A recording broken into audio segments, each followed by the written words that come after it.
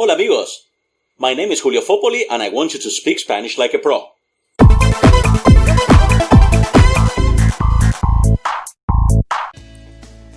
In this new video series, we're going to focus on one of the most confusing topics for Spanish learners of all levels, using the verbs ser and estar accurately.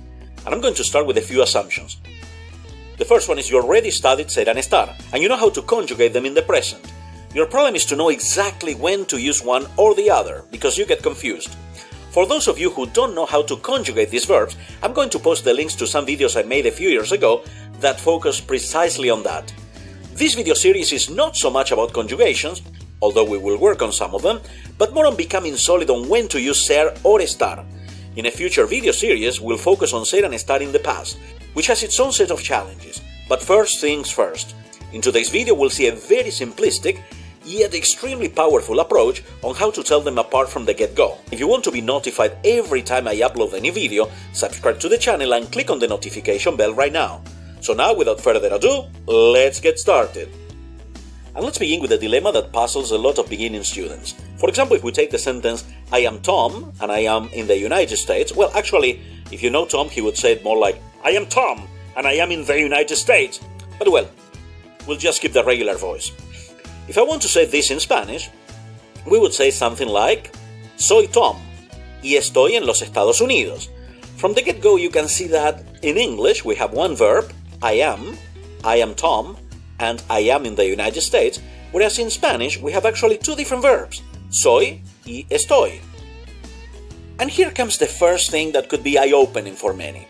You have to think that ser and estar are really two sides of the same coin. Whereas in English people see like the whole coin every time they want to say to be, or every time they say I am, you are, he is, she is, we are, they always see kind of like they take it as if they are looking at just one whole coin. In Spanish we are actually instead we are looking at each side. Which side of the coin is it? Is it one side, let's call it estar? Is it the other side, ser? So every time we speak in English, every time I want to say, or I want to express this in Spanish, I want to say I am, we have to decide which side are we referring to. Now this is a very simplistic approach to telling them apart, but it's super effective. When you think of estar, we are talking always about location. So if, for example, I want to say I want to be at home, I would say something like quiero estar en casa. I'm choosing estar because I'm talking about a location, home. If I want to say she will be tired, tired is a temporary situation. If something is temporary, you're tired, you're exhausted, you're happy, you're sad, something that can change very quickly, this is also estar. So if I want to say she'll be tired, okay, she will be in this temporary situation, so we will say va a estar cansada.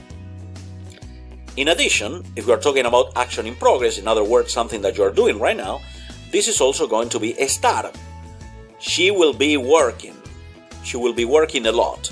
Va a estar trabajando. The important point here is that every time we are talking about a location, a temporary situation, or action in progress, we are going to go with estar. Instead, say that I want to say, for example, she will be honest with you.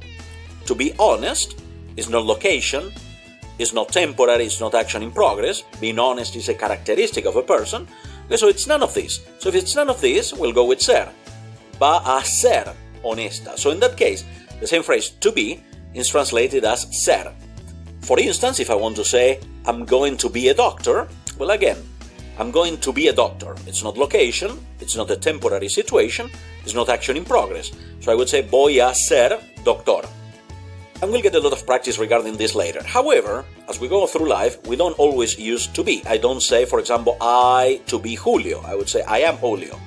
I am Julio. I don't say I to be in the United States. I say I am in the United States.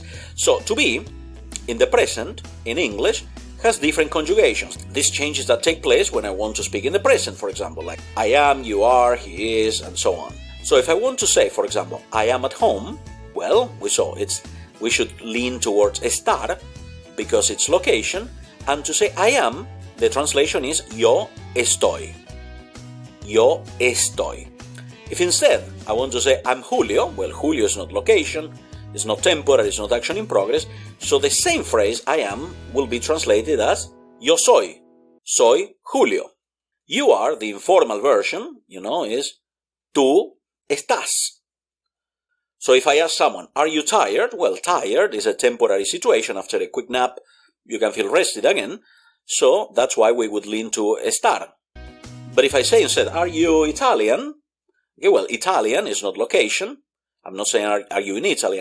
Italian, being Italian is not a location, right? It's not a temporary situation. You're not Italian for 2 days, and then it's gone. And it's not action in progress. So that would be eres. Tú eres. So again, you are could be translated as tú estás or tú eres.